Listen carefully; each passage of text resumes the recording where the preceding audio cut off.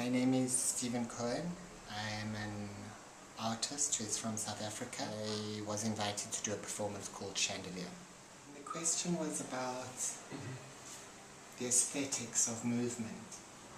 And I am playing with all those ideas of voguing, of spectacular. Someone once described it as being spectacularly white.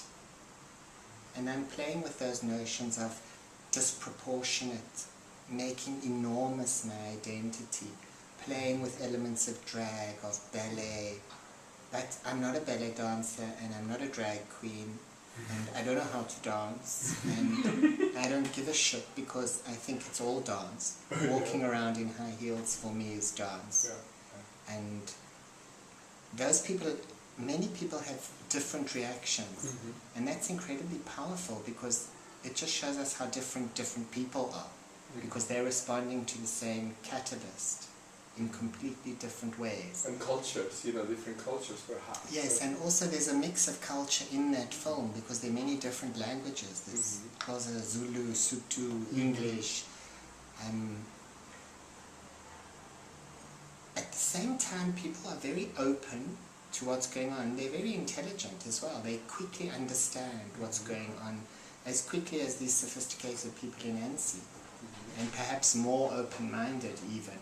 So it's incredible that people who have nothing retain the ability to be open and receptive to art. It's a lot to ask of people who are in the moment of losing the little they have to accept my intervention as an artist.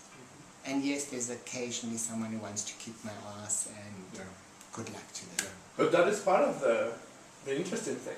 You know, that part of the, you know, when you throw this character in a totally uniform context of poverty, suddenly, you know, this richness and lights, you know, evokes so many mythologies, I think, that it was interesting to watch. Have you done... I can't do it again. Wow.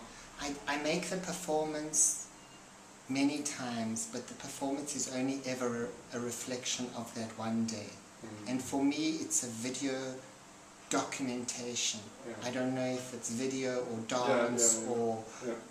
I don't even know if it's art. But I think it was an incredibly special moment. And like I said, a day that relives itself in my life many times in many cities and many countries. And for that I'm very grateful to the people who unwittingly became part of the work. And yes, people say I'm like Jesus, and I don't have any Jesus complex. I don't think I'm anything like Jesus, other than that artists are like Jesus in the moment of creation. All artists, not me. Anyone who creates, I have absolute respect for, because making is a miracle. It's easy to destroy.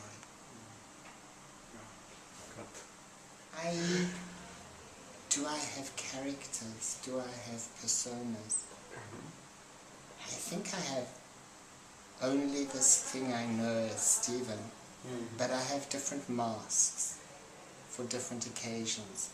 Just like in life we have different masks for different moments. We are parents, we are children, we are animals, we are sophisticated. For me it's the same, but I try to understand that visually. And what I'm doing is I'm disguising myself in order to be able to express myself. And I know it sounds paradoxical, but so is life. 2002. And I'm not in the habit of reproducing old work. I find that very difficult. I don't give a shit about the business end of it. And that was made with no money. The chandelier was from a junk shop, you know. I fixed it and I made it into a costume. It cost nothing. The expensive thing were those little lights. At €20 each, it took me 6 months to find my name. And I was making visual art to sell, to buy the batteries, to buy the objects. So it's not really a bourgeois person who takes a chandelier off. And but I would say that that object can be now in a museum by itself. a museum wants to buy it. Yeah. I want to sell it so I can stop doing the work.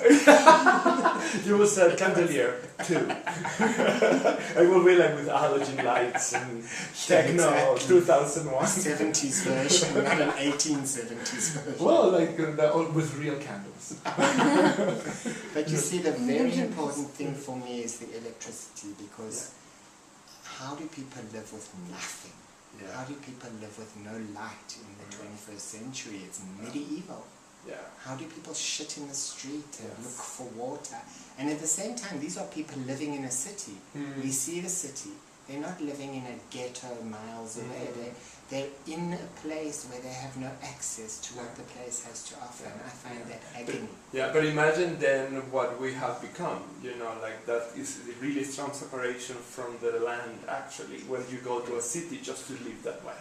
Because perhaps you can actually be shitting on the ground but doing some farming, but really some of the cities have created that.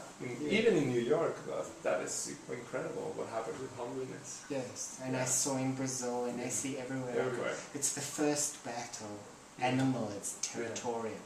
Yeah. It's about the space. The space. And in But South how we Africa- have become this reduction, you know, just instead Absolutely. of, you know, I'd rather think, so why don't you go, grab your stuff and go to the woods and see how you survive?